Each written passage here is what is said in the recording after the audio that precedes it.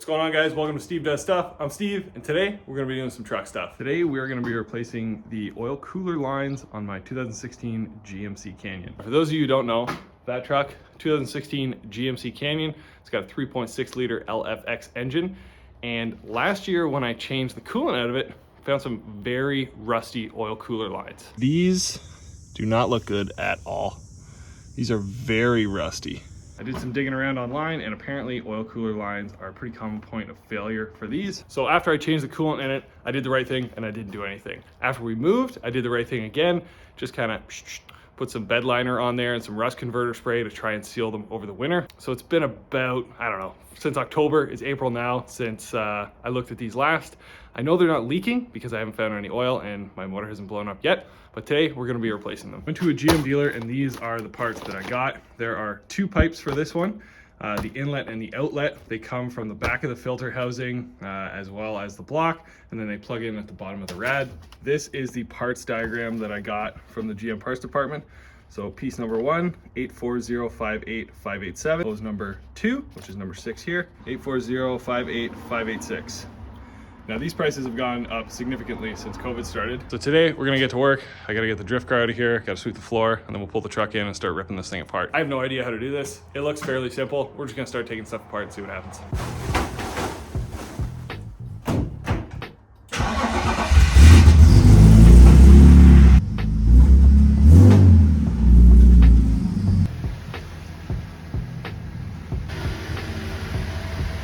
It is worth noting, my truck does not have a front air dam on it.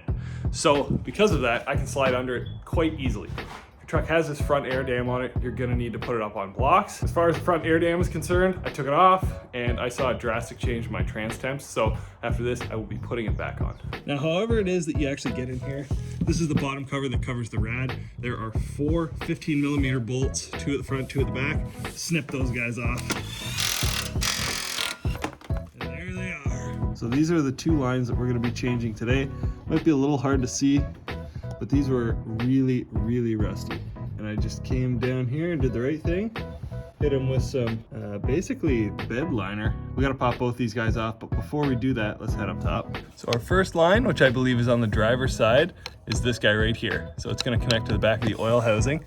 Our second line is right down here where that screwdriver is pointing. That is on the passenger side of the radiator. So there is, you know, a considerable amount of stuff in the way. This cover I know is absolutely massive. So I'm gonna take this thing off right now so we can actually get some elbow room in here for, you know, working these lines through. Now this engine cover has gotten a lot of heat online. Everybody just remain calm. Whatever crankcase PCV vacuum thing, take this guy off. 2 T30 bolts, one on the side, one on the side. Now you think, hey, there's 2 back there. Those would be T30. You're wrong. Those are 8mm bolts. Pro tip, lose the one on the passenger side, leave the one on the driver's side. Everybody knows if you got 2, you got 1. And then, move on over to this guy, 8mm at the back, 8mm here. Don't forget to take the oil cap off, struggle, curse, swear, and then you're done. The last bolt you're gonna have to get to is down under the intake, which is a real pain. That is another 8mm. Loosen it up, slide it towards you into the unlock me position, and just start ripping her out. And just like that, this baby comes right off. So now we're gonna have a lot better access into down below. I feel like I'm gonna end up standing on the front sway bar when we're messing with the lines back here. This is just gonna give us way more room to work. Just to keep stuff out of there, I'm a big fan, just take a glove, put it over the intake, and then put that over there. The MAF's in here. Both of these things are probably pretty expensive if you mess them up, so don't do that.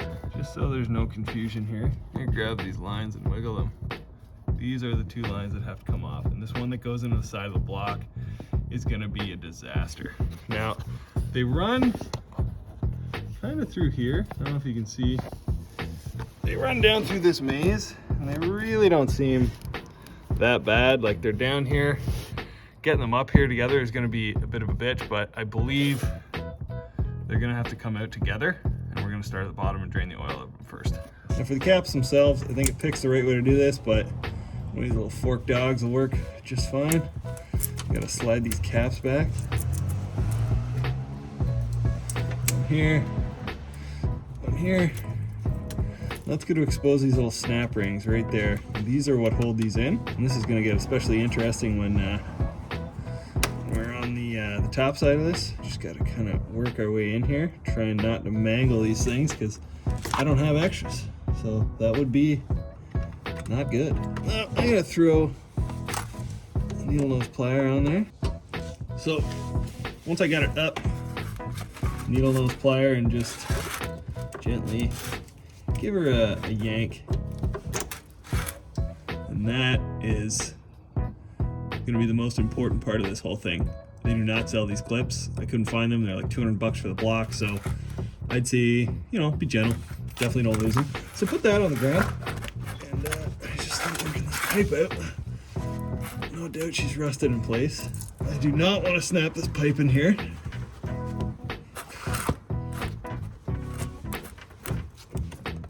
Bam. Look how nasty that pipe is. So that whole elbow is like that. Just gonna let this thing drain. Same procedure on the other side. Make sure you get covered in oil. Pliers on it. Yank. Now before you try and take the passenger side pipe out, there is going to be a clip in the middle right here. Definitely take that middle clip off before you try and yank this out, or you're gonna be under here going nuts. That's a juicy one. All right, cool. All right, before we get started, there is a front cover intake front support that basically sits right here. I took that off and put those two 10mm bolts. One goes into a water neck, one goes into the passenger side head. And that opens up this lovely little area that I like to stand in. I did it when I did my intake valve cleaning. And I think standing here, got this nice little bench right here, it's gonna make the pain and suffering that we're about to endure back here just a little bit easier. So I lay all my tools out on my workbench, climb in, let's get after it. Before I jump in here, I don't have the right tools, so I made the right tool. Took this tiny little screwdriver, gave it a little benderino there, and got my little buddy Gary out here, Gary the grinder, just to, you know, thin it up. So hopefully that angle and thickness will give us what we need to take them off the oil filter side. So let's go. As far as I know, there's no good way to do this. Except for that. So you can kind of just sit here like this, lean down in there, and you know, spruce up a storm basically. Grease that one back up. Get the hands down in there.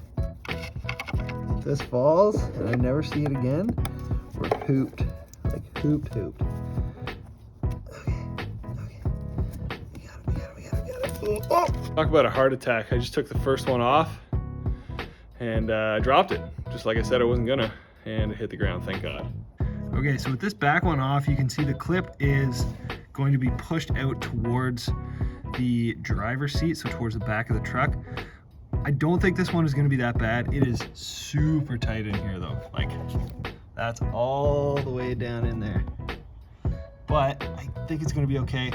I'm not going to be able to film this, but here's essentially what my plan is going to be.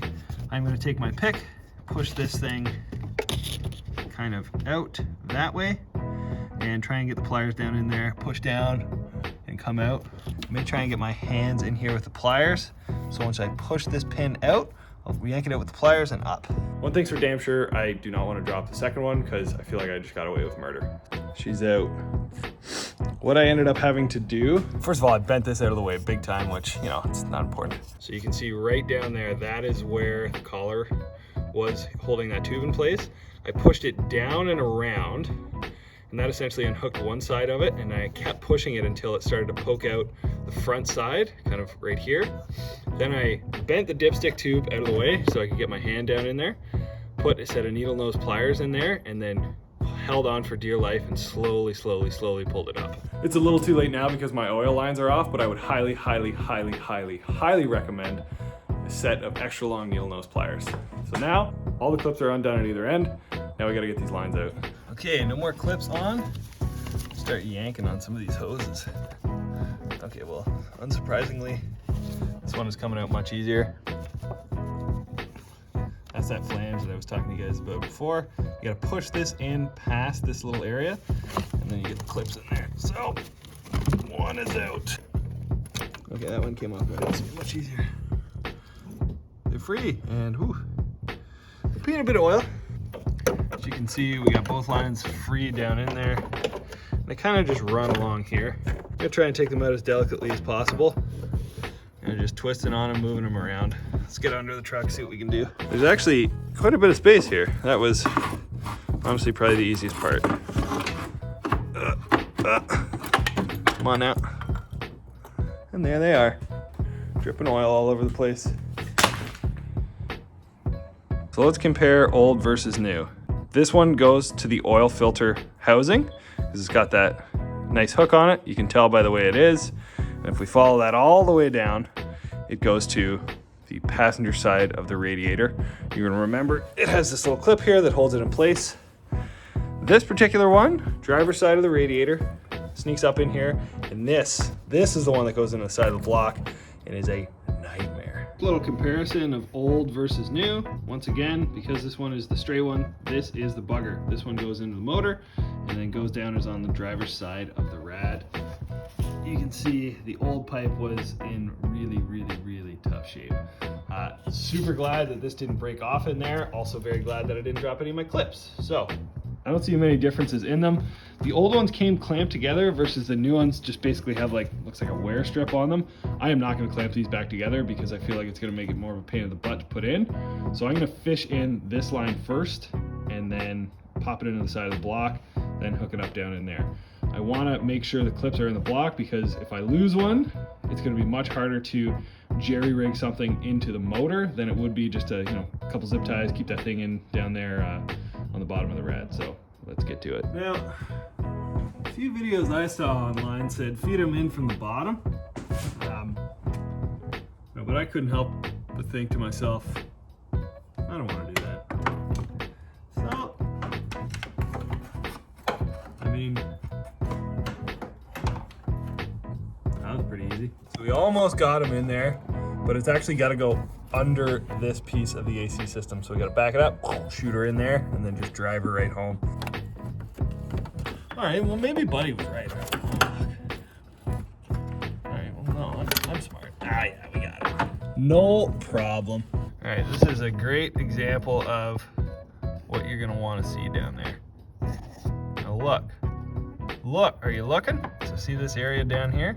You want that yellow all the way in. Drive her in, and that's how you know it's time to put the clip on. How are we gonna put the clip on?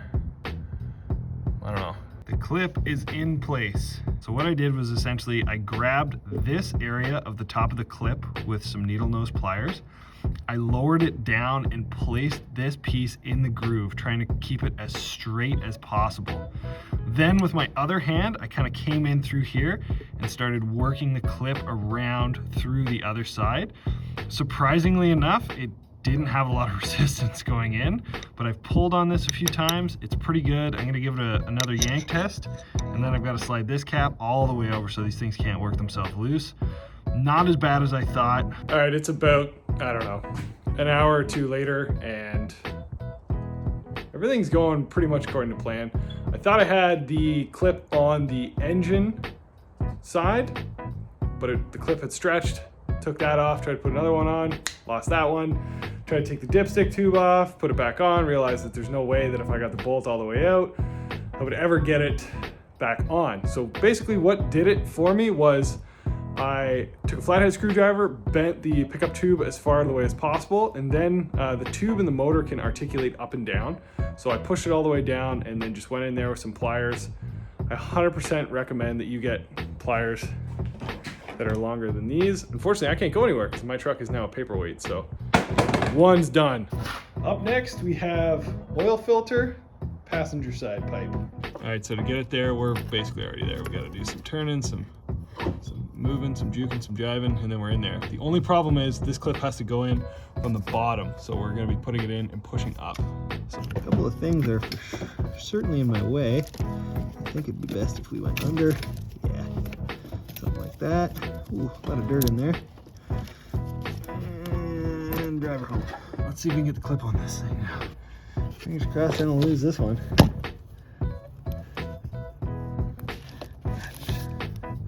oodles of room compared to the last one though. Okay, much easier.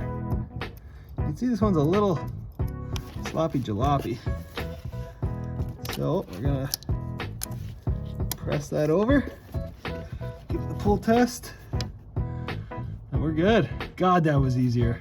All right, last step, just gotta bend your oil tube back to roughly where it was before.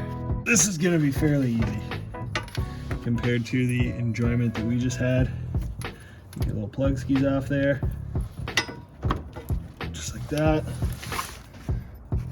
And as if we already didn't know this was coming. Part of the problem that I was having on the top side that you can't really see. Sometimes they go on easy like that, other times not so much. And if they don't go on, something's wrong. I think they're too big or something's happening. But hey, we're just gonna give them a little encouragement there. Boop. Pull test. Now, we don't have a fourth clip. So that's gonna get real interesting. You guys aren't gonna believe this, but I actually found the fourth clip. And I'll show you where it is, and hopefully I can get it. So I went crawling under here to see if I could find it. I look from the top, I can't find it, and I say, oh, there's a puddle of oil in there. So let's get this right up into my face and see what I can see. Because I mean, if the oil fell there, shouldn't the clip be somewhere nearby? And so I'm looking and I'm looking and I'm looking. And then I go, oh, what's that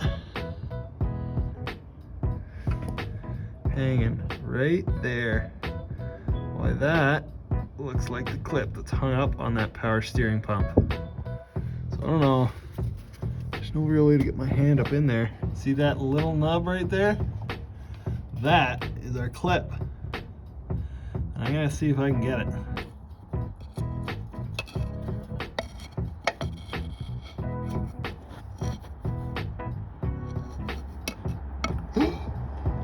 Yes! Oh my Lanta! Did it. So once you're done rolling around under the truck for 3 hours and you got your clip, that's basically it. That is that. It's time for the reassembly. And just so you know, this little guy right up in there. Look at that. We're done. Now just, you know, do everything you undid, but do that backwards and do it back up. So let's go.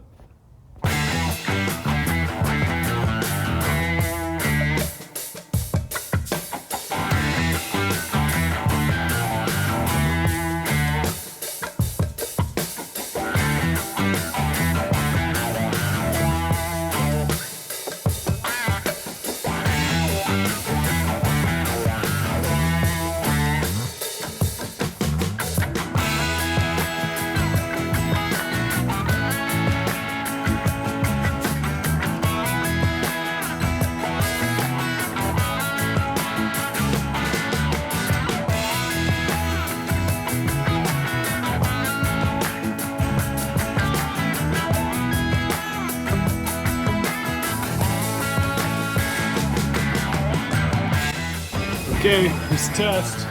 Good.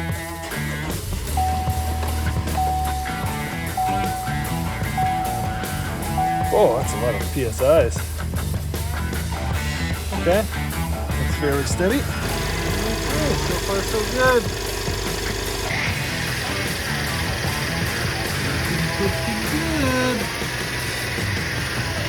When I asked my buddy about this truck before we went out west, he said, check your oil lines. And when he said that, I'd assumed he meant like these joints. They always seem to be the problem, where you go from like a soft line to a hard line, but the actual lines themselves don't look like there is anything wrong with them. Like, where I thought they would fail first, they are, you know, basically perfect, which is, don't really know why they would rust here, but I have to assume that as these trucks age, especially when they're in markets like Canada or the northern United States, it's going to become a problem. If you don't catch it soon enough, it's probably going to pop and blow your engine, which is far from an ideal situation. So we got these two bad lines off, we got the new ones on. We had a bit of a wormhole on the clip situation, but we got it done in the end. So that's it. That's going to do it for this episode of Steve Does Stuff. I hope this video out there helps somebody. Thanks for watching, guys. See you next time.